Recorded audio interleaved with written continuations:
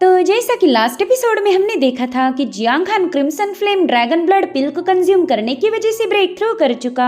इतना ही नहीं, उसने 7 मिस्टिक सोर्ड टेक्निक की first move tiger roars in the mountain को भी मास्टर कर लिया था, जिसके बाद वो टियानियो के लिए डिमोनिक बीस्ट की ब्लड की तलाश में निकलने वाला था कि तभी उसे वहाँ पर गोल्डन फॉक्स नजर आया। कुछ दिनों पहले इसी फॉक्स ने जियांग पेंग को मार दिया है, तो जियांग खान को लग रहा था कि अगर ये गोल्डन फॉक्स उसके हाथ आ जाए तो शायद उसकी कई सारी मिस्ट्रीज रिजॉल्व हो जाएगी, इसलिए वो तुरंत ही उस फॉक्स को फॉलो करने लगा। अब आगे तो इस एपिसोड की शुरुआत में हमें एक भयानक तूफानी रात दिखाई गई, जहाँ पर टियानी और जियांग खान मिलकर उस गोल्डन फॉक्स को फॉलो कर रहे थे। इस गोल्डन फॉक्स के चक्कर में ये लोग अपने सेक्ट से काफी दूर आ चुके थे, मगर फिर अचानक से जियांग खान ने देखा कि वो फॉक्स तो उनकी नजरों के सामने ही वैनिश हो गया। टियानियो तो कंफ्यूज होकर कह रही थी कि वो अचानक से इतनी जल्दी गायब कैसे हो सकता, और उतने में ही जियांग खान पर एक बहुत ही शार्प बैम्बू लीफ से अटैक हो गया। हालांकि जियांग खान ने समय रहते उस पत्ते को काट दिया था, जिसके बाद उस पर्सन से कहने लगा कि चलो जल्दी से बाहर आ जाओ, अब बेवजह छुपने की कोई जरूरत नहीं। और उतने में ही जियांग खान पर अचानक से एक हैट से अटैक हो जाता है। उस हैट पर जगह जगह पर शुरिकन ब्लेड लगाई गई थी, मगर जियांग खान ने समय रहते बेंड होकर तुरंत ही उस अटैक को डॉज कर दिया। हालांकि वो हैट दोबारा से उस पर हमला करने के लिए पहुंच चुकी थी, तो फटाफट से अपनी ब्लेड की मदद से उस हैट के अटैक को काउंटर कर देता है। अब वो हैट उसके मालिक के पास पहुंच चुकी थी। जियांग खान देखता है कि इस बंदे ने अपनी पहचान छुपाने के लिए एक मास्क पहना हुआ था। साथ ही वो बंदा उससे कह रहा था, लड़के तुम मेरा मुकाबला नहीं कर सकते, तुम्हारी भलाई इसी में है कि तुम जल्दी से वो हेवनली बीस्ट कोल्ड्रन मेरे हवाले कर दो, और उसके बदले में मैं तुमसे वादा करता हूँ कि मैं तुम्हें जिंदा छोड़ दूंगा। यहाँ पर टियानियो कंफ्यूज होकर जियांग खान से पूछ रही थी कि आखिर इस बंदे को हमारी हेवनली बीस्ट कोल्ड्रन के बारे में कैसे पता चला। गाइज मैं यहाँ पर बताती चलूँ कि टियानियो को जियांग खान के अलावा और कोई देख ही नहीं सकता। वहीं पर जियांग खान स्माइल करते हुए अपने ओपोनेंट से कहने लगा कि पता नहीं तुम कौन सी हेवनली बीस्ट कोल्ड्रन की बात कर रहे हो, मैंने तो पहला कभी इस कोल्ड्रन का जिक्र भी नहीं सुना। तुम ही वो पहले शख्स हो जिसने एंशिएंट बीस्ट कोल्ड्रन का नाम लिया है। जो सुनते साथ ही वो बंदा जियांग खान पर काफी ज्यादा भड़क गया। वो बंदा अपने रॉयल पावर को एक्टिवेट करते हुए जियांग खान से कहने लगा कि लड़के मैंने तुम्हें एक मौका दिया था और उसे तुमने अब गवा दिया है। टियानी उस बंदे की पावर्स को महसूस करते ही जियांग खान को बताने लगी कि ये तो माउंटेन सी रेल्म के पिक लेवल का कल्टीवेटर है, लेकिन इसकी पावर रीइंकार्नेशन रेल्म के सेकंड स्टेज के बंदे का भी मुकाबला कर सकती है। अगर तुम इसके साथ फाइट करते हो तो तुम कभी इस मुकाबले को जीत नहीं पाओगे। और उतने में उस पर्सन ने अपनी एनर्जी का यूज करते हुए जियांग खान पर एक जोरदार हमला कर दिया। जियांग खान तो उसकी एनर्जी के प्रेशर से ही काफी दूर पुश हो गया था। वो बंदा बारिश के बूंदों को तलवार जैसे यूज करते हुए जियांग खान पर मुसलसल हमले कर रहा था, तो जियांग खान भी उतनी ही तेजी के साथ उसके अटैक को काउंटर करते हुए कहने लगा कि तुम गोल्डन फॉक्स का झांसा देकर मुझे यहाँ पर लेके आए, साथ ही साथ तुम्हें हेवनली बीस्ट कोल्ड्रन के बारे में भी सब कुछ पता है, तो मेरे ख्याल से मेरे हर एक सवाल का जवाब तुम्हारे ही पास होगा।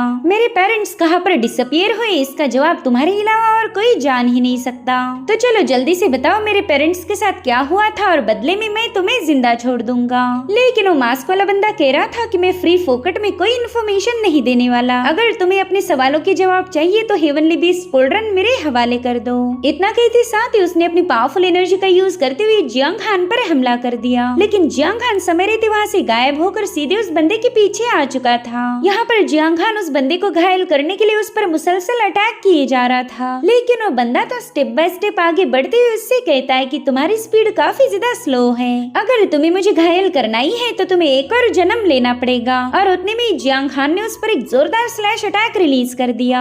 हालांकि तब तक उस बंदे ने अपने आसपास एक पावरफुल शील्ड फॉर्म करते हुए जियांग खान के अटैक को डिस्ट्रॉय कर दिया। हालांकि जियांग खान ने अभी तक हार नहीं मानी थी, वो दोबारा से बड़ी ही तेज रफ्तार में उस बंदे पर अटैक करने के लिए रवाना हो गया, लेकिन वो बंदा बार बार गायब होकर उसके अटैक को डॉज करता जा रहा था। साथ ही साथ जियांग खान को उकसाते हुए कहने लगा कि तुम काफी ज्यादा स्लो हो, पता नहीं ये बात तुम्हारी समझ क्यों नहीं आ रही। और अब उसने जियांग खान के ब्लेड को अपने हाथों से ही रोक लिया। वो जियांग खान से कहता है कि इतनी तेजी से अटैक करोगे तो इससे तुम्हारी बर्सर्क पावर एक्टिवेट हो जाएगी, लेकिन ऐसी बर्सर्क पावर का क्या ही फायदा जो इतनी ज्यादा स्लो हो। तुम्हें अपनी स्किल पर और ज्यादा काम करना होगा ताकि तुम्हारा हर एक अटैक फ्लॉलेस हो जाए। लेकिन अगर तुम्हारी फिलहाल की स्किल्स की बात की जाए तो तुम अपने ओपोनेंट को ढेर सारे ओपनिंग चांसेस देते जा रहे हो। अगर मैं तुम्हारे साथ सीरियसली फाइट करता तो अभी तक शायद तुम 4-5 बार मर चुके होते, इसलिए मेरे सामने स्ट्रगल करना बंद करके चुपचाप से हार मान जाओ। एटलीस्ट अपने पेरेंट्स की खातिर तुम इतना तो कर ही सकते हो।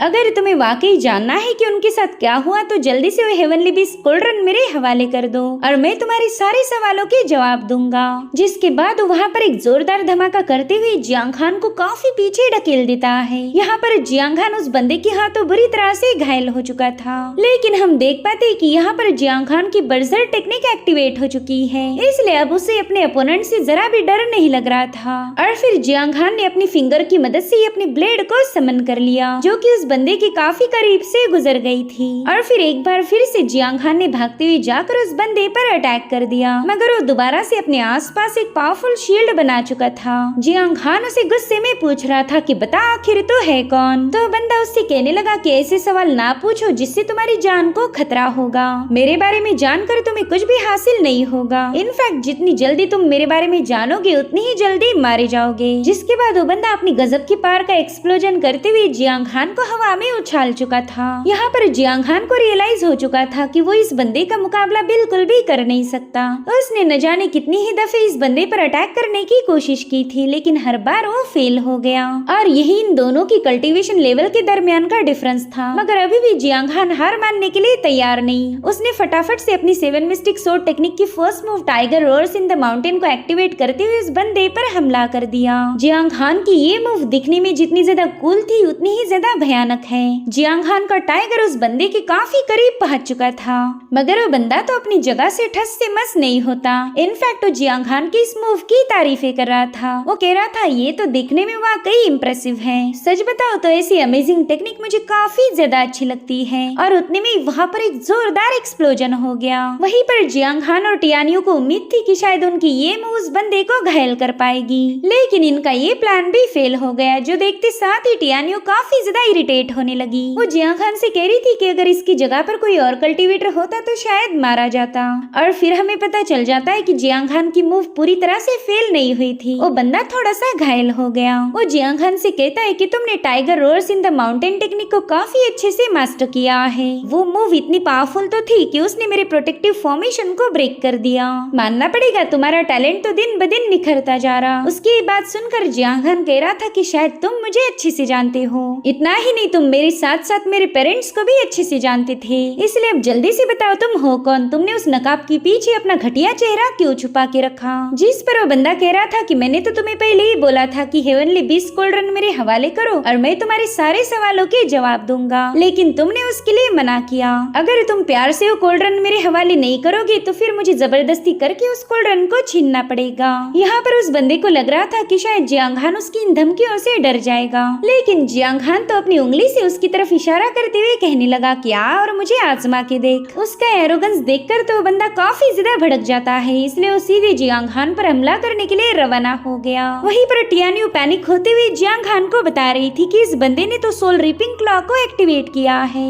इसका एक ही अटैक आने की मौत, और तब तक जियांग खान के ओपोनेंट ने उस पर हमला कर दिया था। लेकिन बीच में आ जाता है एक और मास्टर। उसका सोल रिपिंग क्लॉ इस मास्टर पर ही हिट हो गया था और फिर अचानक से वो मास्टर वहाँ से गायब हो गया। इनफैक्ट उस मास्टर ने उस बंदे पर एक जोरदार अटैक करते हुए इसे जमीन पर धड़ाम से गिरा दिया था। और हम देख पाते कि मास्टर के एक ही हमले की वजह से वो बंदा बुरी तरह से घायल हो चुका है। तभी वो मास्टर जियांग खान के सामने एक शील्ड जैसे खड़े हो गए। उस बंदे से कह रहे थे कि एक मासूम बच्चे पर अटैक करते हुए तुम्हें शर्म नहीं आ रही। देखो तो तुम्हारे जैसे बेशरम लोग खुद को पावरफुल कल्टीवेटर बुलाते। वो बंदा तो तुरंत ही हैरान होकर कहने लगा कि आप तो मास्टर लियोजिन हो। उसे इतना तो पता है कि मास्टर के होते हुए जियांग खान का बाल भी बाका नहीं कर सकता, इसलिए वो तुरंत ही वहाँ से भाग निकला। वहीं पर टियानियो कह रही थी ओए तुझ में अगर जरा भी दम होगा तो तू भागेगा नहीं, लेकिन वो बंदा तो तब तक जा चुका था। इधर मास्टर लियोजिन जियांग खान से पूछ रहे थे कि बच्चे तुम ठीक तो हो ना। तुम्हारी चोटों को देखकर ऐसा पता चल रहा है कि उस बंदे ने तुम पर कई सारे हमले किए थे। जिस पर जियांग खान कहता है मास्टर आप मेरी फिक्र मत कीजिए, मैं बिल्कुल ठीक हूँ। साथ ही साथ जियांग खान मास्टर लियोजिन का शुक्रिया अदा करने लगा। अगर वो सही समय पर नहीं आते तो शायद जियांग खान बुरी तरह से घायल हो जाता या फिर बदकिस्मती से उसकी मौत भी हो सकती थी। अब जियांग खान उनसे कहने लगा मास्टर मैंने तो कभी इमेजिन भी नहीं किया था कि आप एक हेवनली realm के कल्टीवेटर हो। तो मास्टर अपनी वाइन के 2-4 घूंट गटकने के बाद जियांग खान से कहने लगे कि हाँ मैंने भी इमेजिन नहीं किया था कि वो एंशिएंट हेवनली बीस्ट कोल्ड्रन तुम्हारे पास होगी। तुम्हें तो पता ही होगा कि वो कोल्ड्रन एक लेजेंडरी डिवाइन आर्टिफैक्ट है। ये सुनकर टियानियो को डर लग रहा था और जियांग खान से कहती कि कहीं ये मास्टर भी उस कोल्ड्रन की लालच में आकर तुम पर अटैक न कर दे। वहीं पर जियांग खान मास्टर लियू जिन को कोई जवाब नहीं देता। तो उसकी खामोशी को देख मास्टर लियू जिन कहने लगे कि शायद तुम्हें डर लग रहा है कि वो कोल्ड्रन में तुमसे छीन लूंगा। जिस पर जियांग खान जवाब देते हुए कहने लगा कि मास्टर, अगर आप वाकई उस कोल्ड्रन को हासिल करना चाहते तो अब तक तो आपने मुझे मार दिया होता।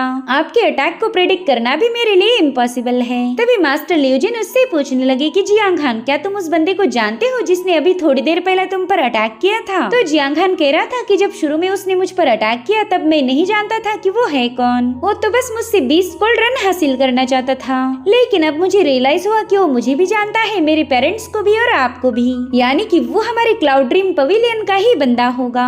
अब तो मैं दावे के साथ कह सकता हूँ कि ये बंदा कोई और नहीं बल्कि हमारे वाइस मास्टर जिन माओ थे। शुरू से ही उस बंदे का मेरे साथ बर्ताव काफी ज्यादा अजीब है और यहाँ पर जियांग खान का अंदाजा पूरी तरह से सही था। तभी मास्टर लियू जिन जियांग खान को बताने लगे कि हमारी दुनिया में इस हेवनली बीस्ट कोल्ड्रन को एक लेजेंडरी माना जाता है। हालांकि 99% लोगों का ये मानना है कि इस कोल्ड्रन ने कभी एग्जिस्ट ही नहीं किया था। ये कोल्ड्रन तो उनके लिए बस एक मनगढ़ंत कहानी है जिसे एंशिएंट टाइम्स के लोगों ने अपने एंटरटेनमेंट के लिए बनाया था। और इसी कोल्ड्रन की कहानी लोग आज भी अपने बच्चों को खाना खाने के बाद सुनाया करते हैं। यानी कि किसी को यकीन ही नहीं है कि ये एंशिएंट बीस्ट कोल्ड्रन इस दुनिया में एग्जिस्ट करती होगी। सिर्फ जिनमाओ ही एक ऐसा बंदा है जिसने इन कहानियों पर हमेशा बिलीव किया। वो न जाने कितने ही सालों से इस एंशिएंट बीस्ट कोल्ड्रन की तलाश में था। जब भी उसे किसी पर डाउट हुआ कि कोल्ड्रन इस बंदे के पास हो सकती है तो जिनमाओ ने उस बंदे का जीना ही हराम कर दिया और यही वो तुम्हारे साथ भी करने वाला है। लेकिन अभी थोड़ी देर पहले मैंने जो उस पर पाम अटैक किया था उससे घायल होने के बाद तो लगभग 1 महीने तक रिकवर नहीं हो सकता। तो अब तुम्हारे पास 1 महीने का वक्त है, जल्दी से क्लाउड ड्रीम पवेलियन छोड़कर भाग निकलो।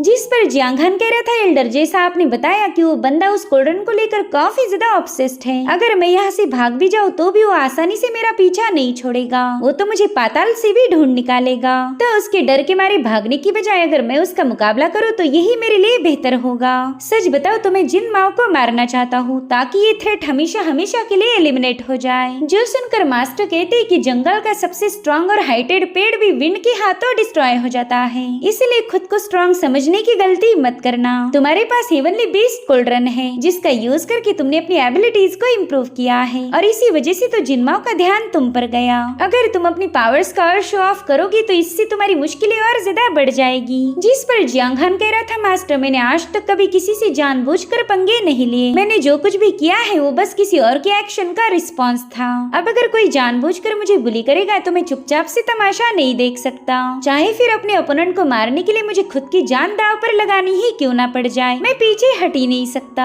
आपको मेरी फिक्र है इसलिए आप चाहते हो कि मैं यहाँ से भाग जाऊँ, लेकिन भागना ये लफ्ज तो मेरी डिक्शनरी में है ही नहीं। यहाँ पर मास्टर लियू जिन हान से काफी ज्यादा इम्प्रेस हो गए थे, लेकिन वो उसे बताते हैं कि बच्चे कोई भी चीज जल्दबाजी में नहीं की जाती। हर एक चीज का एक सही वक्त होता है। जैसे कि ये मशरूम, ये बारिश होने तक जमीन से बाहर नहीं आते। यहाँ पर टियानियों को काफी ज्यादा नींद आ रही थी। वो हान से कहती है कि पता नहीं ये मास्टर मशरूम का एग्जाम्पल क्यों दे रहा। तभी जियांग खान मास्टर से कहता है कि मैं आपकी बात समझ गया, आप चाहते हो कि मैं एक सही मौके का इंतजार करूं। तो मास्टर कहते हैं, हाँ बिल्कुल, जिनमाओ के पास एक्स्ट्राऑर्डिनरी पावर है, उसका मुकाबला करने के लिए तुम्हारा बस ये जुनून काम नहीं आएगा। तो जियांग खान कह रहा था कि मेरे पास हेवनली बीस्ट कोल्ड्रन है, अगर मैं उसकी पावर को काफी अच्छे से मास्टर कर लूं तो शायद जिनमाओ का मुकाबला कर पाऊंगा। जो सुनकर मास्टर कहते, बच्चे तुम तो काफी ज्यादा होशियार हो, तुमने मेरी बातों को तुरंत ही समझ लिया। लेकिन जैसा कि तुम्हें पता होगा कल्टीवेशन में जल्दबाजी नहीं की जाती, ये तो बस एक स्लो स्टेडी प्रोग्रेस है। तुम बेसब्र हो गए तो तुम पर बस बैकफायर होगा। जिस पर जियांग खान कहता है, मास्टर मैं आपकी ये सीख समझ चुका हूँ। हालांकि टियानियो इन दोनों के थोबड़े ताड़ते हुए कहने लगी कि मुझे तो कुछ भी समझ नहीं आ रहा, पता नहीं ये लोग क्या बात कर रहे हैं, पता नहीं ये इंसान हमेशा पहेलियां बुझाने पर ध्यान क्यों देते हैं। जिसके बाद मास्टर अपने चेयरफुल अंदाज में जियांग खान से कहने लगे कि चल बच्चे अभी मशरूम कलेक्ट करने में मेरी मदद कर, जल्दी 3 मेरिडियन मार्शल कंपटीशन होने वाला है, तो तुम सभी को कॉन्टेस्ट से पहला नरिशमेंट से भरा हुआ खाना देना ही तो मेरा काम है। अब ये सीन यहीं पर कट होकर हम उसी गोल्डन कॉफिन को देख पाते हैं जहाँ पर कुछ दिनों पहले ही जियांग खान ट्रैप हुआ था। उतने में ही जिनमाओ वहाँ पर घायल हालत में पहुँच गया। गोल्डन फॉक्स तो उसे देखकर काफी ज्यादा परेशान हो जाता है। वो कहता है, मास्टर आपकी इंजुरीज तो काफी ज्यादा भयानक नजर आ रही। जिस पर जिनमाओ कह रहा था कि मेरी 2 पसलियां टूट चुकी है, साथ ही साथ मेरे सभी इंटरनल ऑर्गन्स डैमेज हो गए। और वो अपने पावर्स का यूज करते हुए वहाँ मौजूद वुडन वाइन्स को अपनी तरफ समन कर लेता है, जो कि जिनमाओ की इंजुरीज को हील करने में जुड़ चुकी थी। जिनमाओ बता रहा था कि उस मास्टर ने मुझ पर 7 स्टार प्लम ब्लॉसम पाम का अटैक किया था।